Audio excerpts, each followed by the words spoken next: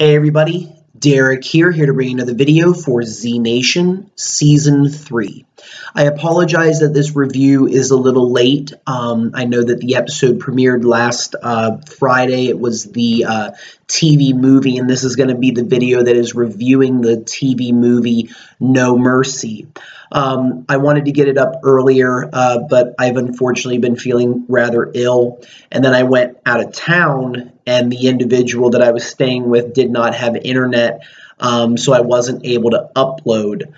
So I do apologize for that. I've been trying to work out a better schedule so that way I can record videos and be able to put them up frequently, but I'm also back home, so it's kind of hard for me to record with my family living here, as well as the fact that I have a job that I have to be up at 5:30 in the morning in order to get to. So it's been hard, but please stick with me. Please know that I am trying to work things through, and I will be getting my videos out more frequently as time goes on. And I thank you all very much for the support that you have given me. So with that, I'm going to start this review. If you are not caught up with Z Nation and you do not want to be spoiled in any way, then I would exit the video now and come back later, because otherwise you will be spoiled. Okay, so overall, I thought it was actually a pretty good episode, or I guess a movie if you want to call it, because what it was, as we all knew, it was a prequel. So rather than find out what has happened with Murphy and the group and Zona and the Chinese and 10K without, being able to answer those questions, the season started out by introducing us to the new villain, and it kind of took us back. Now, it took place before the events of the season finale, and where it actually took place was in season 2, and it was right in between episodes 5 and 6. So it was right after Lucy was born, but before she was given to the family, and it was also before Cassandra died.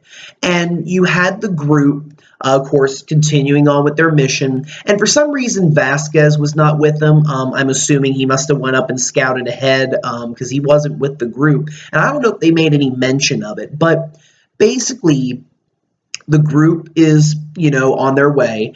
And they run into this young boy who I guess was raised by crows. They end up calling him 5K because he starts to model himself after 10,000.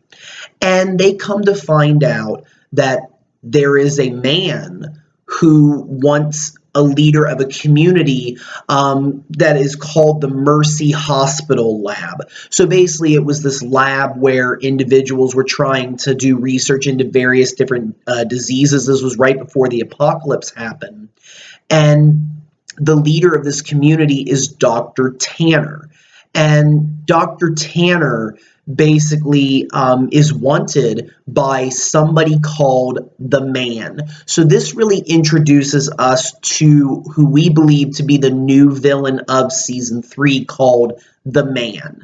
And the Man is definitely somebody who was very, very entertaining. I thought the introduction of the character was absolutely incredible, and I think he's going to be a very good season villain. I mean, he kind of looks like Mr. Clean almost. That's what Doc called him. And I've heard other individuals on YouTube refer to him kind of like the Hitman in the Hitman video game series.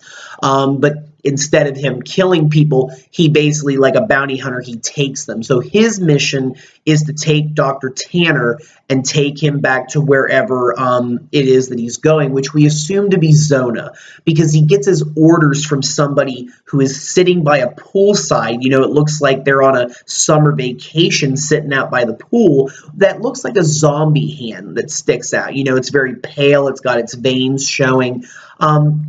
And the Man is set on his mission. He does what he needs to do. He's going to do what he needs to do. And basically the group decides to come in and help. They decide to come in and basically try to get the Man to leave them alone, to leave the community alone. And if he won't, then they're going to fight back. And the Man, what's interesting about him, and that, of course, is his name, the Man, he is somebody who he will use violence if necessary to accomplish his goal, but he doesn't want to. He's kind of very smart. He's not reckless. From what I saw in that movie, he was very, very calculating. He was very, very understanding about who people were, what was going on, and he didn't take any unnecessary risks overall. I mean, yeah, the group kind of tripped him up a little bit, but I think that he really is one of the most dangerous individuals that the group has ever encountered, possibly even the most dangerous. So the group basically helps to train different people in the community to fight back while the man gets ready to get his plan, because he basically states that if they don't have Dr. Tanner out by a certain time, then he's basically going to come in and whatever happens, happens. So they give him a deadline. And while they're there, of course, they find out some things. They find out that inside the lab are these fungus zombies. Now, Dr. Tanner and his wife, they were working on, I guess, some kind of cures for diseases. They were working with fungus, possibly even looking into the zombie virus. And unfortunately, when the zombie virus hit, the fungus went airborne, and individuals that were in there got contaminated, and they actually became like these fungus zombies that were half human and half zombie. So really, it reintroduces us to this idea of blends, which we've been hearing about ever since season 2. And of course, we've realized with Murphy, that's what he's becoming. Murphy is your half human, half zombie who retains more of his humanity. And unfortunately, you have like Cassandra, who unfortunately acts more like a zombie.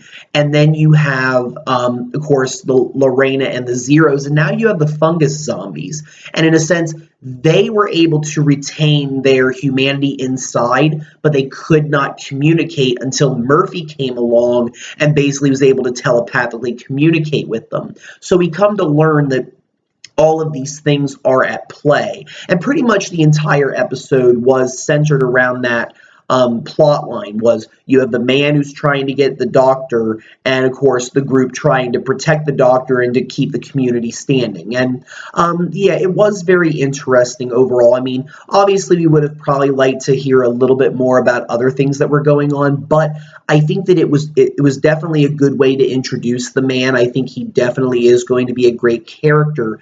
And what we end up finding out as the episode goes on is Warren ends up getting captured by the man, and his intent is to basically trade. He wants to do a trade, but Warren is able to escape and make her way back over to the community because of 5K, the little boy. And the little boy has a sister who I believe went by the name Red because she wore red clothing, and told 10,000 that really she wore red in order to get men to stay away from her.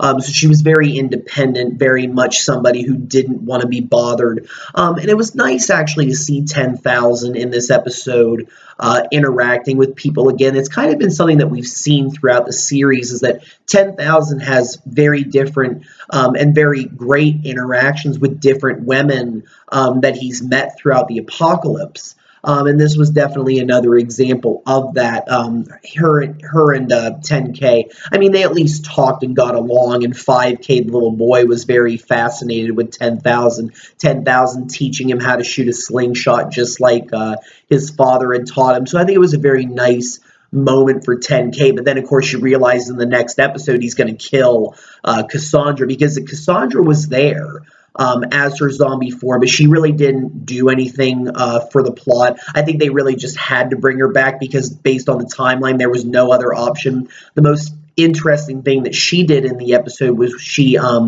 breastfed baby Lucy, which caused a little bit of like the humor part of the episode, because you're wondering, wait, how is Cassandra doing this? And it kind of lends itself to the idea of just everything going crazy in Z Nation, how they're always mixing things up, throwing things together that definitely sound absurd, but nonetheless they work. And I think that Z Nation does a very good job of making us forget about the impossible and just accept it. It's part of the culture. Obviously, when we get near the ending, it does end up coming to a confrontation between Warren's group in the community and the man's group. And what was very interesting about, I chuckle a little because of what they did. You know how Z Nation is always trying to come up with new ideas for how to make the zombies interesting. Well, here we have the Kraken.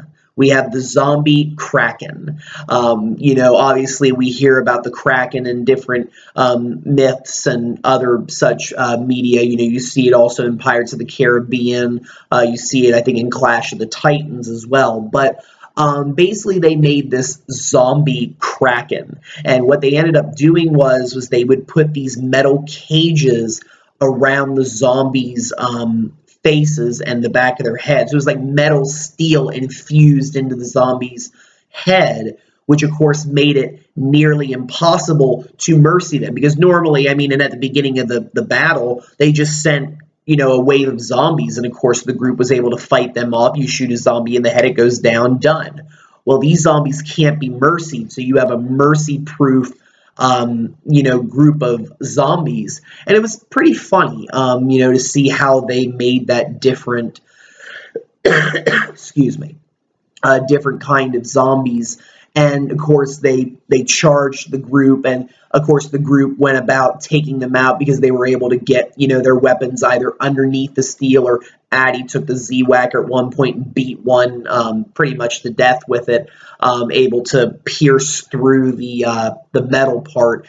And the man also loses anybody else that was working with him. And sadly, of course, we also lost pretty much everybody in the community. All the background people were revealed to have died in the battle.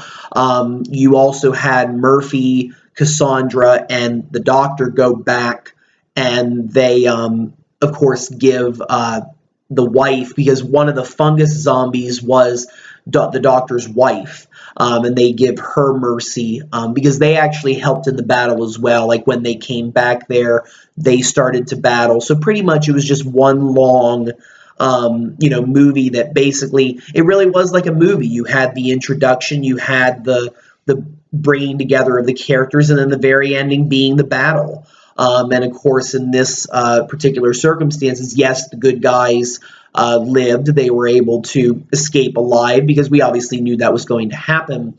And the man achieves his mission. He is able to get the Doctor and bring him back alive, because he had other individuals as prisoners as well. He had basically put them all inside of this almost like a prison van or a crate or something, and he intended on bringing them back. So he had a list of names, and he has now brought all of those individuals to him, and he has captured all of them. So the man at this point has accomplished his mission, and he's very, very strict on keeping with the list. Like when he was looking around and seeing other people, he's like, you're not on my list, you're not my priority. He is dead set on his priority. And it does make me think that when he is reintroduced in maybe even the next episode, or whenever they decide to reintroduce him in the third season, I think that his mission at this point will either be Murphy, or it will be his daughter Lucy, or it will be a combination of the two of them. But sadly as well, everybody else died in the episode, and that included the little boy 5K, and maybe his sister Red. We saw Red running at zombies to basically like attack them in revenge, but we didn't exactly see what happened there. I can only assume that maybe she was eaten, because 10,000 was wrestled to the ground by Cassandra, and he was like yelling and crying out in anger. But it is very possible she may reappear at some point, and I'm pretty sure the Doctor will reappear at some point, because at the very end of the episode, the man ends up bringing all of these individuals to that poolside where all those people were at, and where the man with the zombified pale hand is, and they take off the masks and reveal it's the Doctor and about 8 other people, I think it was. And my assumption is that these are individuals that are going to potentially help them with the cure. Now, whether they're going to be working there, and whether they're going to still be working there when everything comes up in season 3 is hard to say. I'm pretty sure that they're basically at work on a cure right now, but that they are going to be struggling with some problems because obviously, as we know, Zona has not been able to find a cure that is permanent, only temporary. So I think that that's going to be especially why they're going after Murphy. And I think the man probably at this point, he reported back to his superiors and said, hey, listen, I found this guy out there. He was like a zombified, human guy. And I think that it's really possibly what brought Murphy to the attention of Zona and is going to be what led to this point. So I think overall it was a pretty good movie. I think it was a very nice way to introduce the man. I liked what they did, but of course I am more interested in this upcoming week's episode because I want to know what happened. I want to know who all's doing what. I want to know how 10,000 survived. I want to know how the group is going to be. Are the Chinese friends or are they going to be foes to the group? Is Zona going to play a factor? Will we see the man again? So many questions, and I am looking forward to Friday's episode answering all of those questions. So with that, I'm going to bring this video to a close. I'm going to thank all of you for watching. If you have any questions or comments, don't be afraid to leave them. Feel free to subscribe. I do have more videos coming. And if you have any suggestions for future videos that you would like to see, don't be afraid to suggest them. I will be doing a video reviewing The Man and kind of giving a couple of predictions there. And if you want to see any other videos before Friday or anything for the overall 3rd season, I've posted a couple more. If you want to see any more, don't be afraid to comment down below and let me know what you want to see, and I will do what I can to incorporate that into the Z Nation series. I am very glad the show is back, and I am looking forward to reviewing the 3rd season and seeing what Z Nation and the creators and the actors and actresses have to offer us. Thank you all very much for watching. I'm glad to be back. I'm glad Z Nation's back, and I'll see you all very soon. Thank you.